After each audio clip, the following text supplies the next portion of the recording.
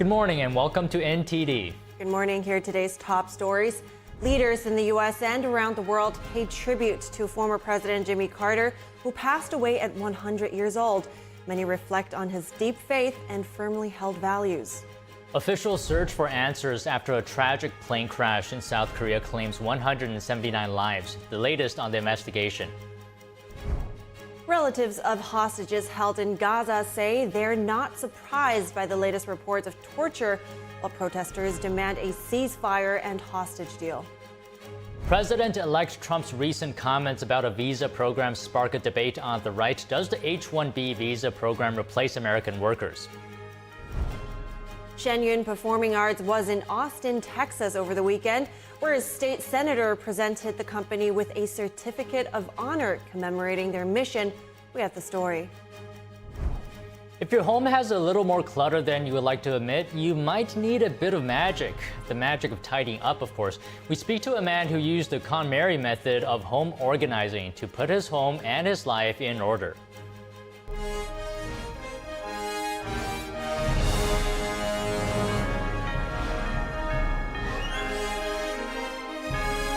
This is NTD Good Morning, live from our global headquarters in New York City. Here are Evelyn Lee and Kevin Hogan. And thanks for joining us today at NTD.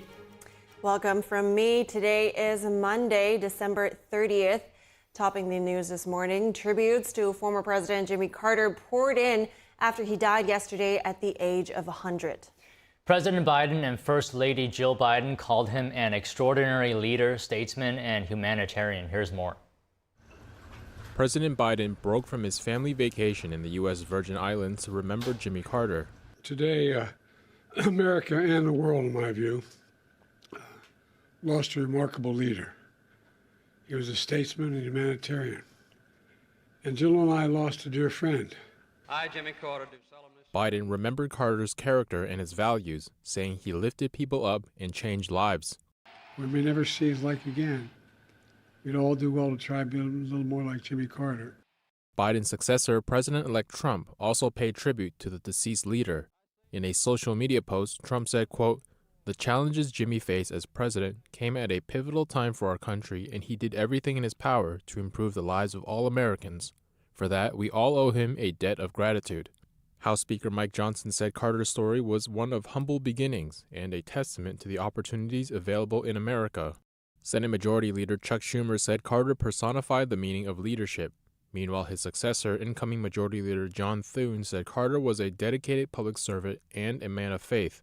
Carter's faith was vitally important to him, and his pastor and friend Tony Loudon said the former president sought to grow closer to God in his final years. Pastor Loudon told NTD that Carter's faith informed his actions. When he raised his right hand and put his left hand on the Bible, and he made that covenant with his spiritual savior, that he didn't forget that. And so long after his White House, I still see him serving. And yes, I'm his pastor, but I can't tell you how much he's meant to me. Tributes to Carter came in from around the world. British Prime Minister Keir Starmer said Carter's presidency will be remembered for the historic Camp David Accords between Israel and Egypt. I love you! Canadian Prime Minister Justin Trudeau called Carter's legacy one of compassion, kindness, empathy, and hard work.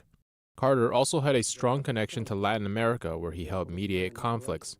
The president of Honduras said on social media Carter was known for his policy of non-military intervention and respect for sovereignty.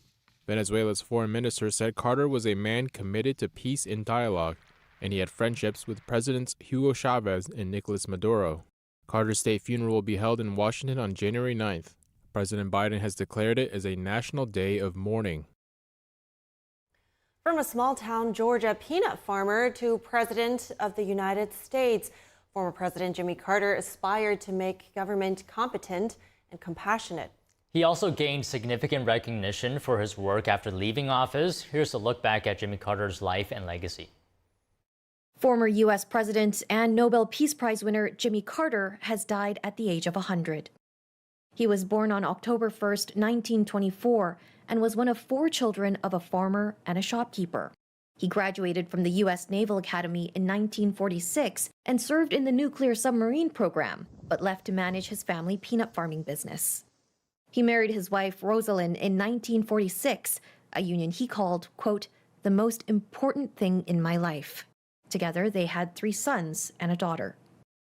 Carter had been a centrist as governor of Georgia with populist tendencies when he moved into the White House as the 39th U.S. president. I, Jimmy Carter, do solemnly swear that I will faithfully execute that I will faithfully execute the office of President of the United States.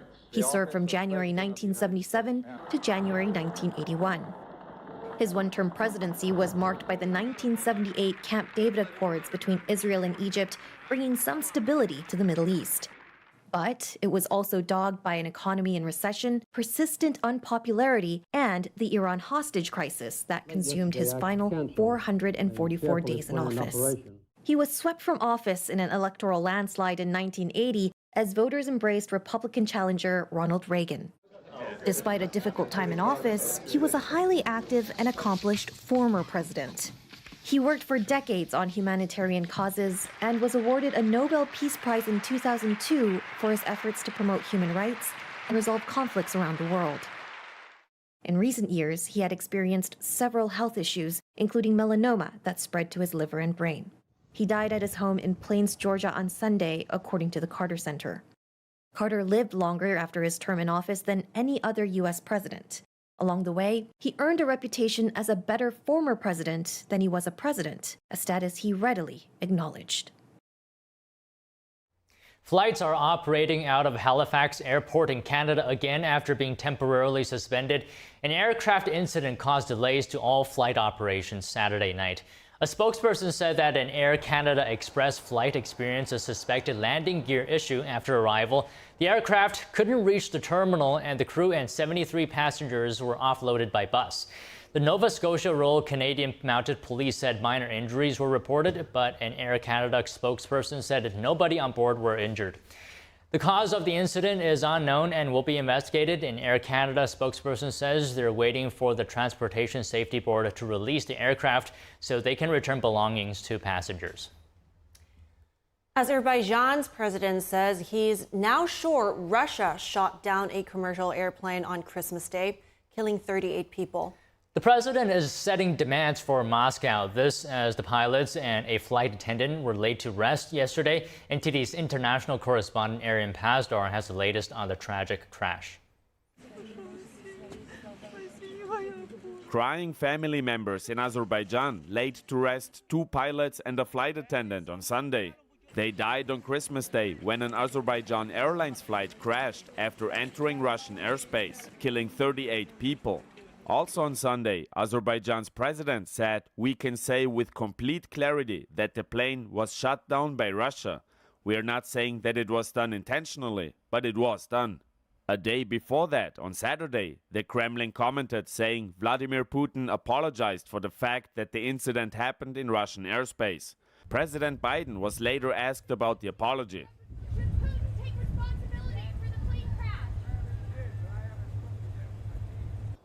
Putin didn't confirm that Russia's air defense shot the plane down, but Azerbaijan's president is now setting demands for Russia. Those responsible must be punished and be brought to criminal responsibility, and compensation must be paid to the Azerbaijani state, to the injured passengers and crew members. These are our conditions. He added that Russia must admit its guilt for the crash. But another question remains, which is why the pilot crossed the Caspian Sea all the way to Kazakhstan instead of landing in Russia, where the issues took place. An aviation expert commented. What I've heard, the explanation for that is that the first alternate airport that they had selected was closed that day. But if it was closed that day, they wouldn't have had it as an alternate. Russia's aviation chief previously said the plane couldn't land in Russia due to fog in the area. More information is still expected to be confirmed. Arian Pazdar, NTD News. And now the latest updates from the war in Gaza. Relatives of hostages held by Hamas terrorists say they're not surprised by the latest reports of torture. Here are the details. The Hostages and Missing Families Forum organized a candle lighting ceremony Sunday in Hostages Square in Tel Aviv to observe the 5th night of Hanukkah. They responded to the Israeli government's report about the gruesome conditions hostages are held in. It didn't surprise me. It's not surprising that after a year and 4 months that they have been there, that this is the report. And it's enough. The time is over. The new report says hostages in Gaza were subjected to torture, including sexual and psychological abuse, starvation, burns, and medical neglect. The report is based on interviews with the medical and welfare teams which treated more than 100 Israeli and foreign hostages, most of whom were released late last year in a brief truce between Israel and Hamas. Meanwhile, Israel's military says it detained more than 240 people at one of Gaza's last functioning hospitals. The military says the hospital director is a suspected Hamas operative and that terrorists were using the facility. Gaza's Hamas-run health ministry said Israeli troops stormed the hospital this weekend, but denied the facility has been used by Hamas. The hospital has been hit multiple times over the past 3 months by Israeli troops. And in Israel, protesters are demanding the government agree to a ceasefire in a deal to return hostages still held by Hamas. As media reports of an imminent deal circulate, demonstrators in Tel Aviv on Saturday held a banner demanding actions, not miracles. Hopefully, Netanyahu is not going to torpedo this hostage deal the same he's done for the last year. We are asking again from President Trump, sir, please don't let Netanyahu fool you. The only way to end this, the only way to end this regional war is to go for a hostage deal with a ceasefire. On October 7, 2023, Hamas took about 250 people hostage. Of those, Israel says 100 still remain in Gaza, and many of those have likely been killed. Coming up, deadly storms devastate Texas and Mississippi, leaving at least 4 dead and widespread destruction. We have the details after the break.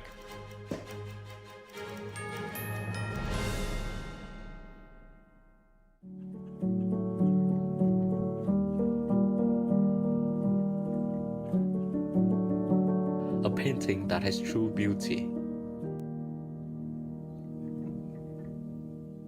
I imagine it's like a door.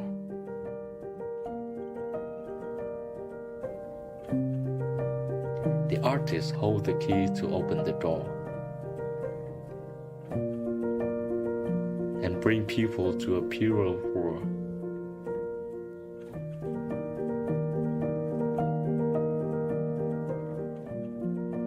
A world where people are more compassionate.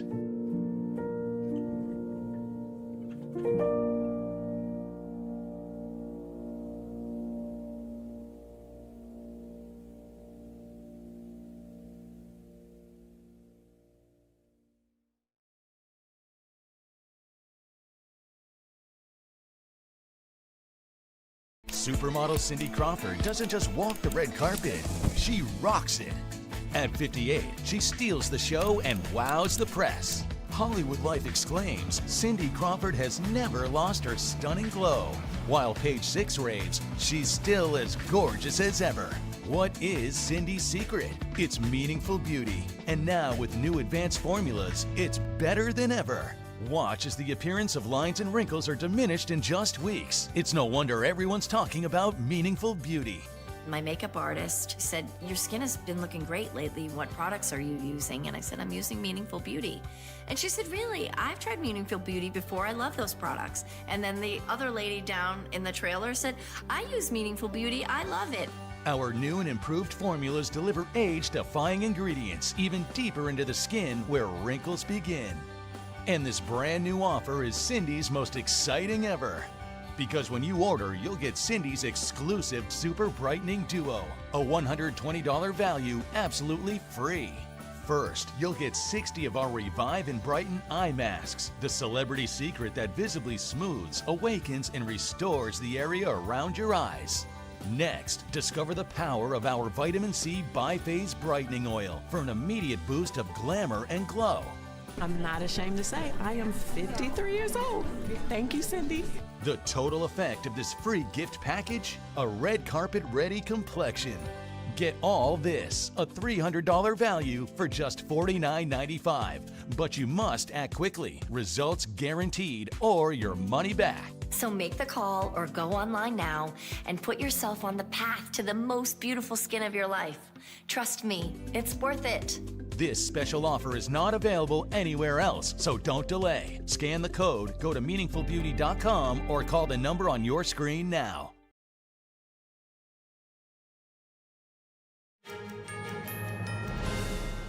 Welcome back. Now to the deadly plane crash in South Korea. The country's acting president has ordered an emergency safety inspection of the country's entire airline system. Yesterday's crash is South Korea's deadliest air disaster, killing 179 people. Investigators are still working to identify the victims. NTD's Daniel Monahan reports on the investigation and the aftermath of the crash. All 175 passengers and 4 of 6 crew members were killed when a Jeju Boeing 737-800 belly landed and skidded off the runway at Muan International Airport. The plane erupted in flames after slamming into a wall. 2 crew members were pulled out alive. South Korea's acting president Choi Song-mok has declared the crash site a special disaster zone. He expressed his indescribable sorrow and profound regret over the loss of life. I offer my deepest condolences to those who tragically lost their lives. I also feel deeply sorry and want to comfort the families who are left behind. Rescue workers were seen Monday sifting through the wreckage of the aircraft. People paid their respects at a memorial for the victims of South Korea's deadliest crash. Flags flew at half-mast in tribute to the victims. The Jeju Air flight arriving from Bangkok was attempting to land just after 9 a.m. on Sunday when the crash occurred. Investigators are considering bird strikes and weather conditions as possible factors. A Transport Ministry official reported that the pilot told air traffic control about a bird strike shortly before the crash. The control tower advised the pilot with the phrase, "Caution bird activity," at 8:59 a.m. The pilot reported an emergency declaration and go around due to a bird strike. The pilot declared, "Mayday, mayday, mayday." Experts are raising questions, such as why the plane appeared to be traveling so fast and why its landing gear wasn't deployed when it skidded down the runway. Authorities are also investigating the role of the localizer antenna at the end of the runway. The device assists planes in landing. Most of the victims were local residents returning from holidays in Thailand. 2 Thai nationals also died. On Monday, investigators were identifying the remaining victims. Families are staying in tents set up at Muan International Airport. DNA samples are being collected for identification. Transportation Ministry officials said the jet's flight data recorder was recovered, but appeared to have sustained exterior damage. It's unclear if the data can be analyzed. Muan International Airport remains closed through Wednesday. President Biden said Sunday that the U.S. is ready to assist South Korea after the deadly crash. In other news, South Korean investigators have sought an arrest warrant for suspended President Yoon Suk-yeol. The warrant relates to his short-lived martial law declaration earlier this month, making him the first incumbent president to face such action. Yoon has failed to respond to police summons and a corruption investigation office inquiry. Authorities have tried but failed to raid the presidential office as part of their investigation. A Seoul court will decide whether to issue the arrest warrant. Daniel Monahan, NTD News. Back here in the U.S., at least 4 people are dead after strong storms whipped up tornadoes in Texas and Mississippi. Footage showed what looked like a large funnel cloud traveling through the town of Brookhaven, Mississippi yesterday, and the town of Alvin, Texas, or tornado ripped through an elementary school on Saturday. Over 45 tornado reports came from Texas, Louisiana, Mississippi, Alabama, and Georgia. In Houston, 6 tornadoes were confirmed, damaging homes and uprooting power lines. Mississippi saw tens of thousands lose power as storms intensified overnight. NTD's Fiona G has the details. Footage shows the aftermath in areas where the storms have already passed through. Roofs are torn off of houses with debris strewn about. Elsewhere, entire trees are uprooted. At least 6 tornadoes appear to have touched down in just the Houston area alone. So far, there have been about 40 tornado reports from southeastern Texas to Alabama, but this number could change as surveys of the damage continue. The National Weather Service has issued severe thunderstorm warnings across portions of Alabama, Georgia, and South Carolina. This comes during one of the busiest travel weeks of the year. According to FlightAware.com, more than 7,000 flights within, into, or out of the U.S. have been delayed on Sunday alone, and over 400 flights canceled. Fiona G., NTD News. Officials predict today will be one of the busiest air travel days of the holiday season. Some passengers might be a little nervous after a deadly accident in South Korea yesterday, but experts say the circumstances appeared to be unusual. They say flying is one of the safest ways to travel. Take a look. The TSA expects today to be one of the busiest U.S. air travel days of this holiday season. The timing might be uncomfortable for some passengers. It follows a Jeju Air flight crash in South Korea that killed 179 people yesterday. But experts say flying is very safe statistically, especially compared to driving. They point to safeguards that usually prevent a tragedy like what happened yesterday. This is one of the safest airplanes record-wise, percentage-wise, that is in the air right now. FlightAware lists the aircraft that crashed as a Boeing 737-800. Experts say thousands of them are in use, so they have a proven safety record. They also say airports are designed so planes with failed landing gear can slide safely. If it veers off the runway to one side or the other into the grass, that there isn't obstructions and barriers of this type that are close to the runway. As for concern a bird strike might have contributed to the crash. I've never done an accident investigation where a bird strike, even when the engine fails, causes the landing gear to not come down. In fact, experts say planes are designed to fly and land safely, even with just one engine. Pilots train for engine out situations. They train for bird strikes. The incoming Trump administration plans to crack down on illegal immigration. But what about work-based immigration law? President-elect Trump defends the H-1B visa program amid an onslaught of criticism that it unfairly replaces American workers. NTD's Melina Weisskopf has the details. Before this weekend, many were under the impression that President-elect Trump would revive his attempts to restrict access to H-1B visas. That's a temporary work-based visa that allows U.S. employers to hire foreign workers in specialty occupations, mostly used in the tech industry. But over the weekend, Trump revealed his support for the program, telling the New York Post, "I've always liked the visas. I have always been in favor of the visas. I have many H-1B visas on my properties." His comments come after Elon Musk defended the program, writing in response to an online critic, "The reason I'm in America, along with so many critical people who built SpaceX, Tesla, and hundreds of other companies that made America strong, is because of H-1B." But some argue the program has been used to replace American workers, a reality some acknowledge but blame the American culture and education system for a lack of skilled American workers. But the fact is, India is producing a significant number more of engineers than we are. So it's both a function of fixing our education system and having a legal immigration system that works. Congresswoman Marjorie Taylor Greene, in a long social media post, called on Americans to step up to fix the problem, writing, "Too many of our young people are killing their bodies and minds on alcohol and drugs. Put down the selfie light and go apply for a job and replace the H-1B visa holders." Other lawmakers calling for reforming the system. There's really no merit to this. It's just a lottery. So you see companies trying to game the system, IT companies sometimes putting 30,000 applications in, hoping to get 10,000 from a random lottery. That is a system I think that needs to be reformed. President Trump's talked about that. It shouldn't be for accountants or entry-level IT jobs. It should really be for exceptional talent, and we can have that balance. And I hope President Trump actually looks at that bipartisan bill that would reform this. Now the question is what kind of changes, if any, an incoming Trump administration would be willing to make to the visa program. Reporting from Washington, D.C., Melina Weisskopf, NTD News. AT&T and Verizon have confirmed their networks were targeted by the China-backed hacking group Salt Typhoon. However, both companies say the threats have been contained.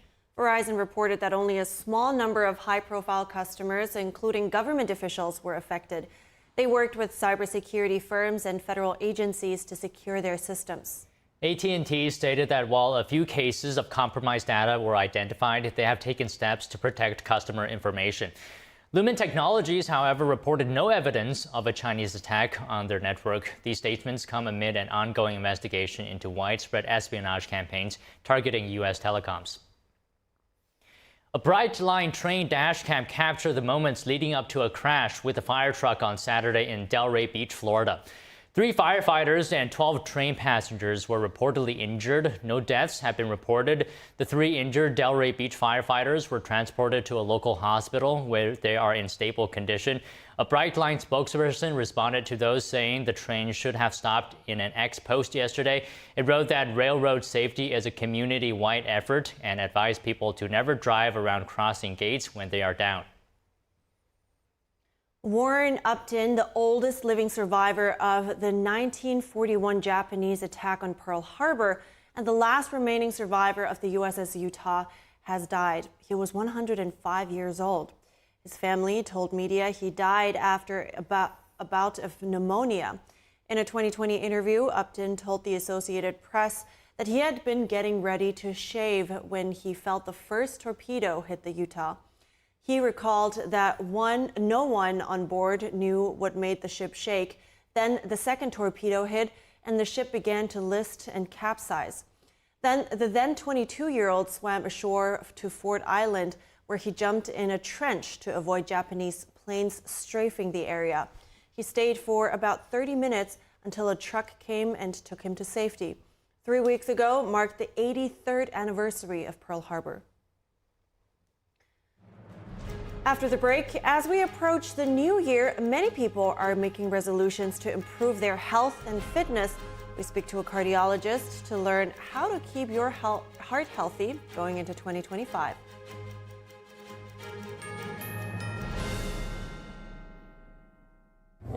师傅讲过，过去武术的身法，你上阵的，你要是身法你保持好了，你就失去了生命。 Are today's mainstream martial arts not traditional martial arts? 现在有些人他学说传统武术，他尤其是西方人，他不懂。为什么要举行大赛呢？因为新疆人他就是要提倡传统武术，复兴中华5000年的传统文化。传统武术，真正的传统武术是讲武德的。我相信有一点。 就是守住武德，就有人教。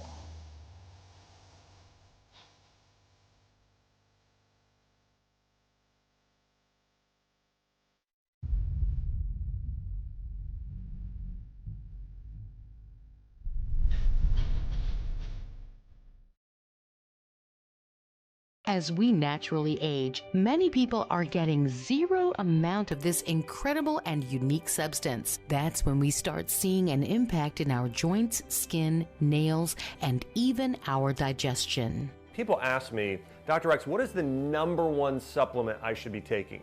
My answer is multi-collagen protein. People's reactions to me, people were like, what are you doing?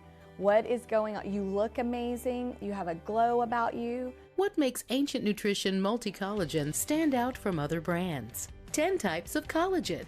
It's grass-fed, pasture-raised with vitamin C and probiotics. It's proven to reduce joint discomfort rapidly, continuously, and persistently.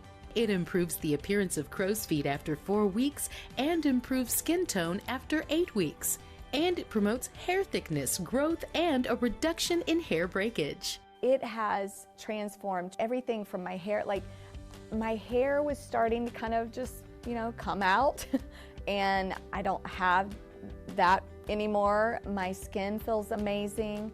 Call the number on your screen and find out how to get a free bottle when you order, plus free shipping and our 30-day money-back guarantee. And as a bonus, we will include Dr. Josh Axe and Jordan Rubin's revolutionary book, Multi-Collagen Makeover, free with your order, plus free shipping and free returns. I have implicit trust in Dr. Axe because the plan worked. I'm living proof of it. This is the collagen protein that is backed by clinical studies. It's what my family uses, it's what I use, and I know you're gonna benefit in a big way as well. Love the results or get your money back. This special TV offer is not available in stores. Call the number on your screen or go online now.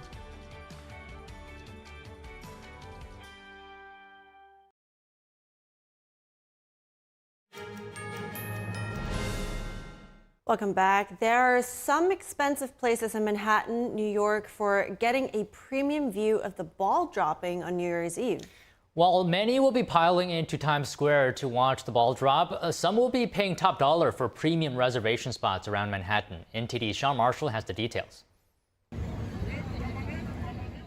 There are some premium spaces available for reservation for those who would like to see the ball drop on New Year's Eve in Manhattan, New York.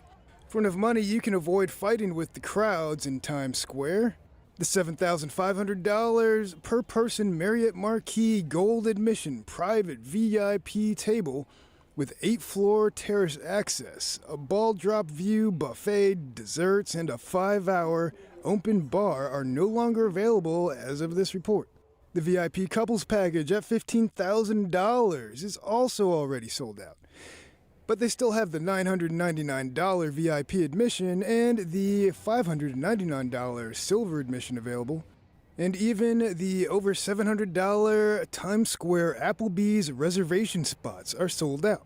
Along with B54, New York City's highest rooftop bar at Hyatt Centric Times Square, also appears to be sold out for New Year's Eve. If you happen to be in New York City before the big night and are hoping to find a premium spot, well, there's a wishing wall in Times Square where you could make a wish to find an available high-class premium reservation. And there's always the much cheaper option of hanging out alone or with friends from the comfort of your own home. Sean Marshall, NTD News. Crowds gathered to watch a practice confetti drop in New York City's Times Square yesterday ahead of the famed ball drop on New Year's Eve. Children, along with Times Square officials, scooped confetti from bags and hats and tossing it from a stage to a crowd gathered below. Tourists and locals had the chance to write down their wishes for the upcoming year on scraps of paper that will be mixed in with the confetti released during the New Year's Eve celebration. Within minutes, the stage and nearby streets were blanketed in confetti, a preview of what crowds can expect in Times Square tomorrow, when 3,000 pounds of confetti will be dropped by hand from nearby buildings. The 1,000-mile Snowmobile challenge began as a personal competition between two friends. Now it's grown into a significant fundraising event. The event uses GPS trackers to engage the audience and attract sponsors. Take a look. The 1,000-mile challenge, an ambitious snowmobile adventure set in the province of New Brunswick, Canada, prepares for its 5th year. It was a challenge between myself and a friend, and we challenged each other to do 1,000 miles on a snowmobile in one 24-hour period consecutively. So we did this event, accidentally raised almost $20,000 in one day. We did it again, raised almost $80,000. Now we're on year 5. With the success of the event, they decided to donate the money that was raised to sending kids to camp. We've sent hundreds and hundreds of kids to camp because of the event. We've raised, over the 5 years, we're probably north of $500,000. So hopefully we can double what we raised last year this year. The event takes place from Monday, February 24th until Saturday, March 1st. Beginning in the 2024 season, the original 24-hour time limit has been lifted, and the challenge is now a week-long event. The riders have two-way GPS trackers that allow an audience to follow along with the adventure. We put a two-way GPS tracker on us, and then we broadcasted that live to social media so people could watch us. Hey, these guys are here, these guys are passing them, this is what they're dealing with, somebody's sled caught fire, someone's towing this sled back, this guy, saw 4 moose, and that's what captivates the audience. There are currently 18 teams registered for the event in 2025. Many of the teams come from the province of New Brunswick, but some come as far as Michigan, Ohio, and Indiana. What we ask them to do is talk to camps in their area where the riders and teams come from. We'll ask them to make relationships with the camps and bring their sponsor money back to where they are from. The sponsor money from the businesses in that area are making a difference with kids in that area. NTD News, Canada. We're switching gears now. Heart disease is the leading cause of death in the U.S. That's for women and men alike, according to the CDC. So what can we do to promote heart health in the new year? We're bringing in Dr. Marshall Runge, who is a cardiologist and the VP for Medical Affairs at the University of Michigan. Good morning, doctor. Good to see you this morning. And really, really important topic, our health after all.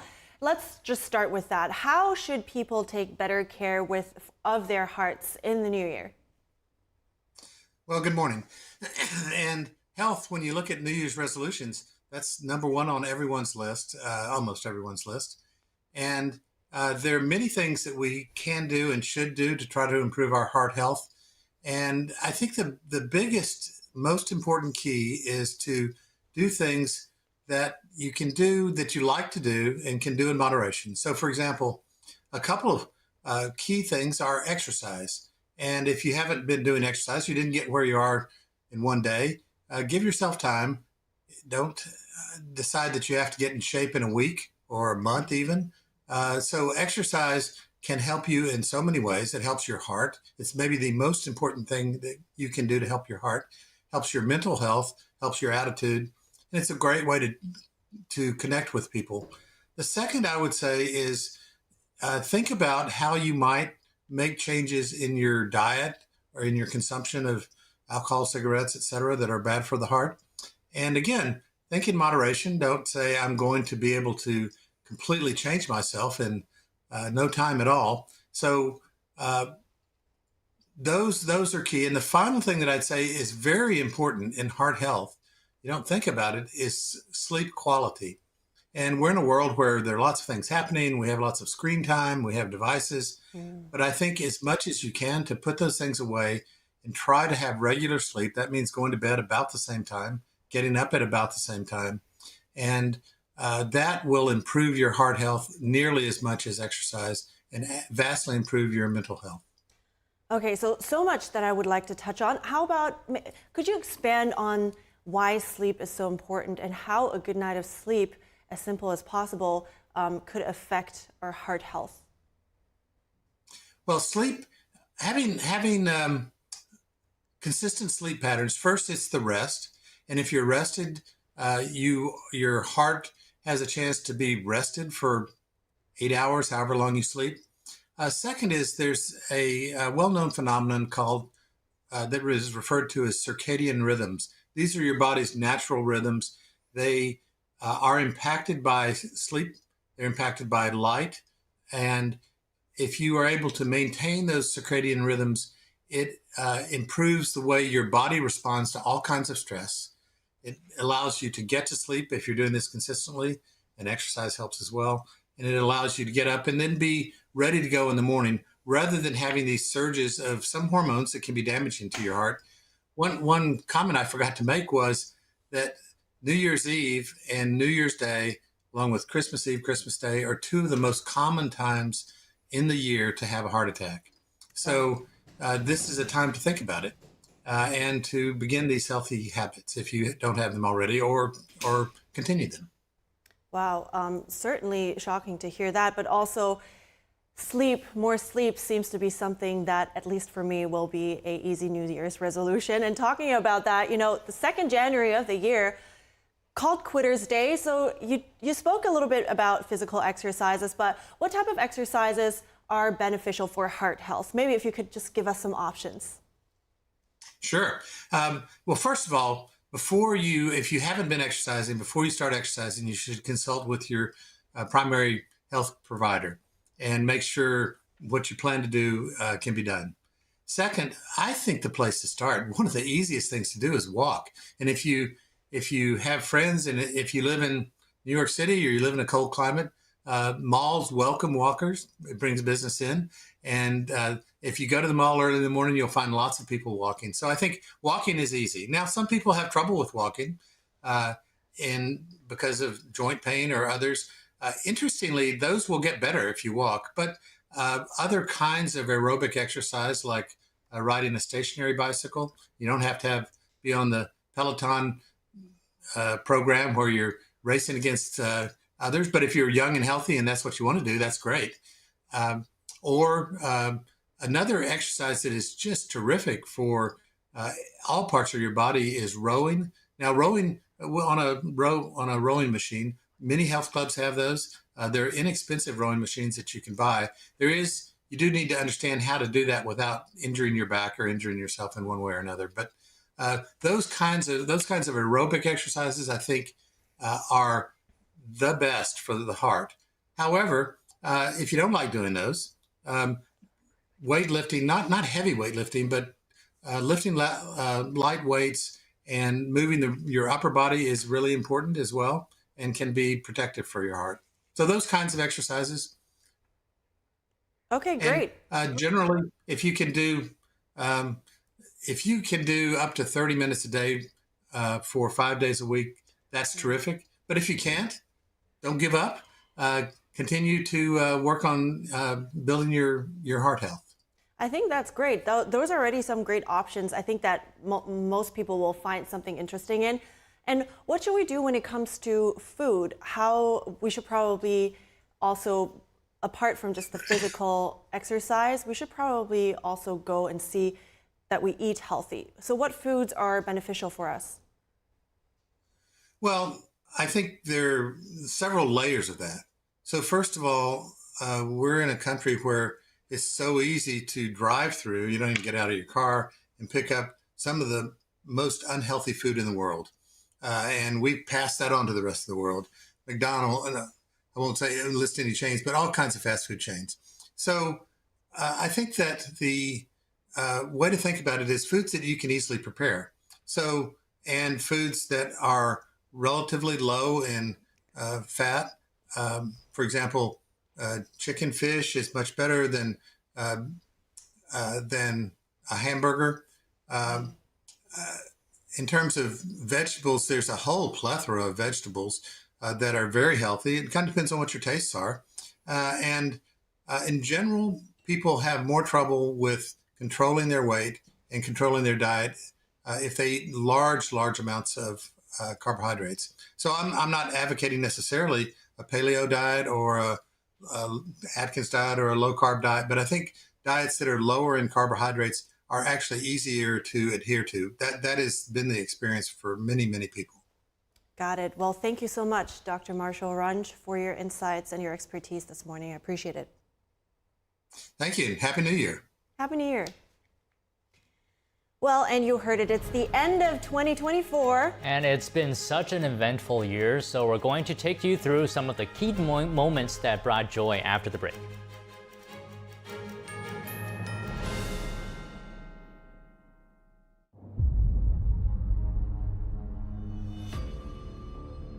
As the universe nears the end of its cycle of creation and destruction,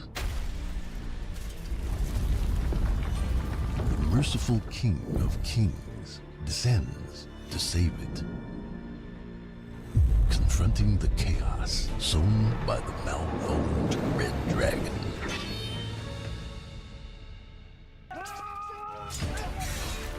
Earth becomes the ultimate battleground. Humanity faces a defining choice. Our eternal fate hangs in the balance during this pivotal moment of cosmic shift.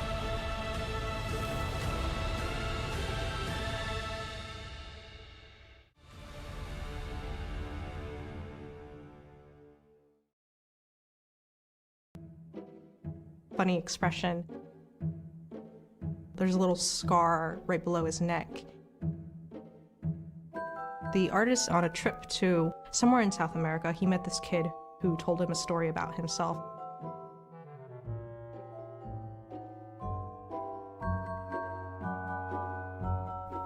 The technique is really good. As you'll see, like in the foreground, there's water on his face. The texture is so realistic, but then sort of in the back you have these washed out colors, almost a sort of fantasy feel. The whole of the picture is very balanced, and you still get that sense of harmony and warm light from it. The artist, he was really moved by the child's spirit. The child's from the slums, and so he looks around and he sees people who either get into drugs or they get into gangs, And he doesn't want that for himself. So he was telling this artist about how he's going to make a better life for himself. The immense spirit and determination that the kid had really stuck with the guy. So that's why he painted such a large portrait of the child. Many of us have been child fighters. But this little kid learned to defend himself in his own way. It's a great sacrifice that way. And so this is another form of strength, another form of endurance. We are capable of much more than we think. These children amaze us.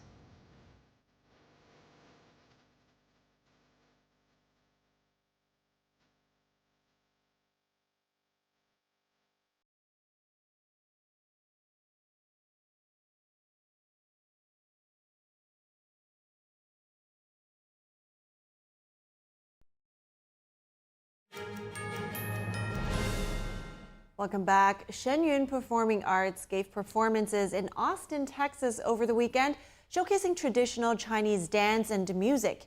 NTD is a media sponsor for Shen. Texas State Senator Donna Campbell was there. Let's hear what she had to say about the show. Shen Performing Arts performed on December 28th at the Long Center for the Performing Arts in Austin, Texas.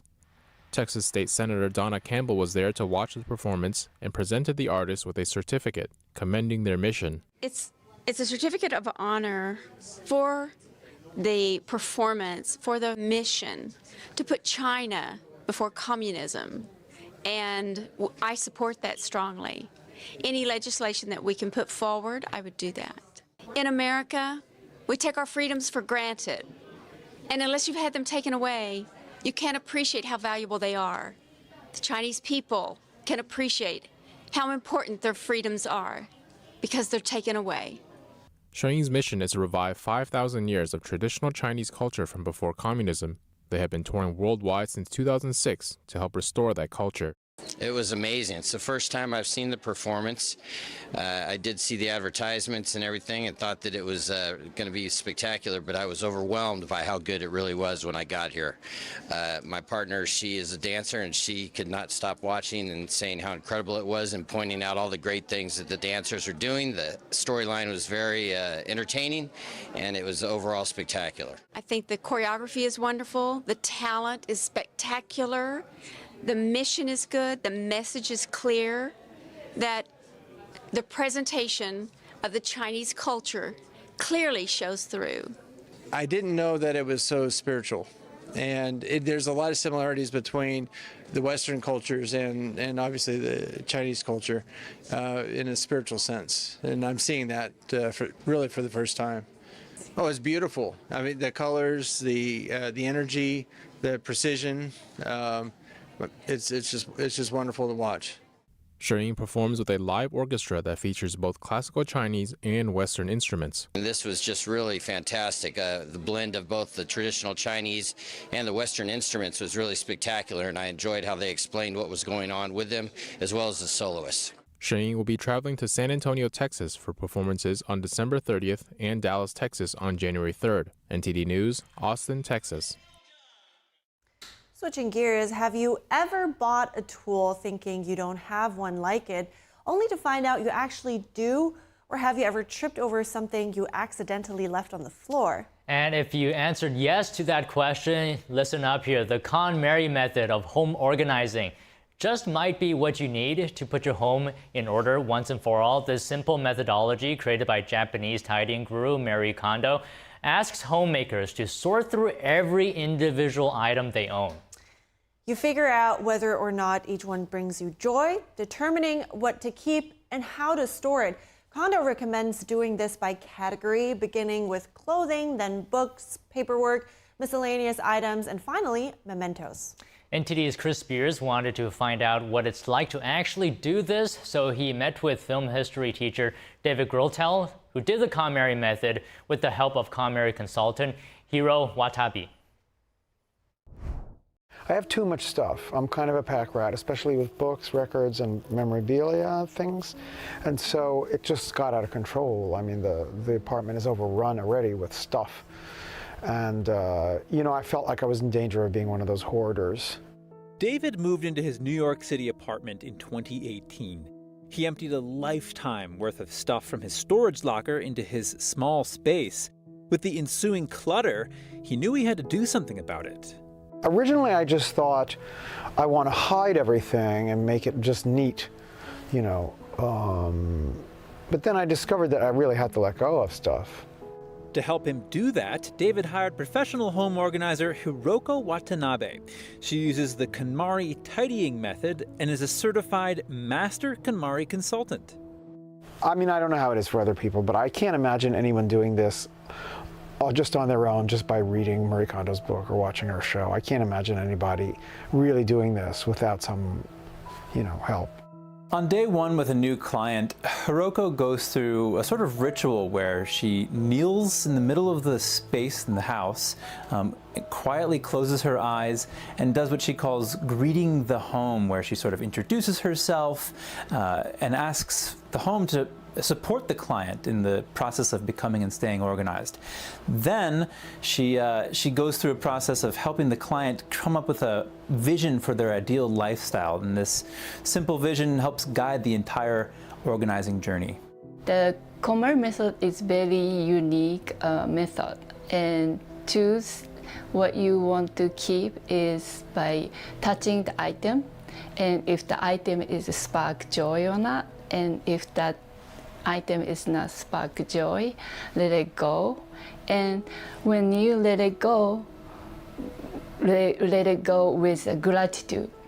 In the past, when I did hire an organizer, they kind of just made little labels and put everything in order and rearranged everything, but there was none of this sense of like letting go of stuff. So what I love about the KonMari thing is that the whole method of saying thank you and seeing if it sparks joy, it's a very sort of organic, like a psychological process.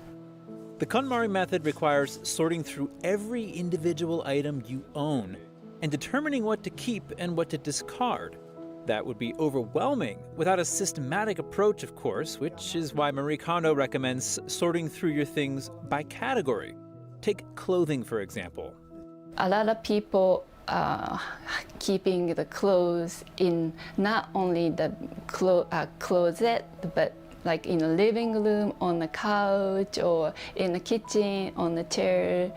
So then we gather all clothes in one spot, and then decided if they want to spark joy or not. David and Hiroko did the KonMari method together between December 2021 and January 2022. During that time, they completed 9 sessions, each lasting 3 to 5 hours. Since then, Hiroko helps David maintain his home and make further progress when he's not teaching during winter and summer breaks. He shares the benefits he experienced. I feel lighter and more free. And it does open up space and sort of internally in my heart and mind and in my life. During the process of the KonMari method, they gain skills to making a decision. And also they gain confidence. I recommend it all the time to people. I think especially if you're somebody that saves things, it's very good to sort of take stock of your life and take stock of everything that comes from your own past, and to figure out when the usefulness of things has ended, especially clothing and things that you actually make use of. David told me he discarded about 25% of his things while doing the KonMari method. That's especially significant because he also told me he wasn't able to discard anything when he first started. There's a need to clean out and restart. And that's what KonMari can do. You know, they say the KonMari method is simple, but having to go through every single item that you own doesn't sound very pleasant or simple to me personally. Yeah, I think it sounds like a lot of self-growth also to let go of all the things that like memorabilia that might not have a use anymore. But hey, I think especially it looks in New York, at every space is so, it's like a treasure. So you need like, I certainly feel like the more space I have in the end, and the more I declutter, it feels freeing, and it's just like a mental load almost that and you you know, set aside. sometimes it's not even about space. It's about your mentality. It's the mentality of wanting as few things as possible instead of wanting everything you see online or at the store.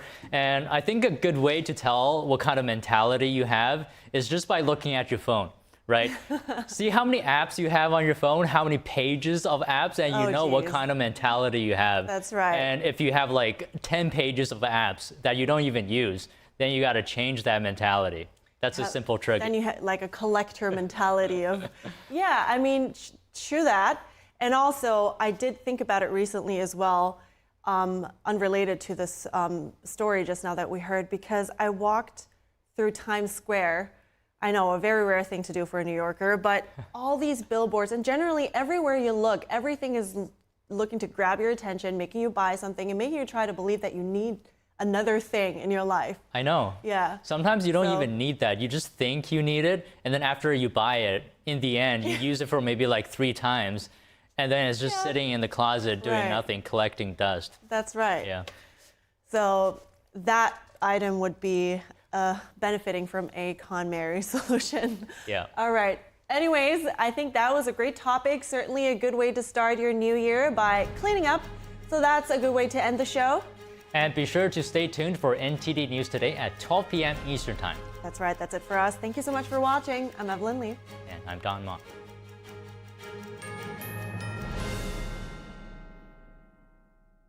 我们师傅讲过，过去武术的身法，你上阵的，你要是身法你不好。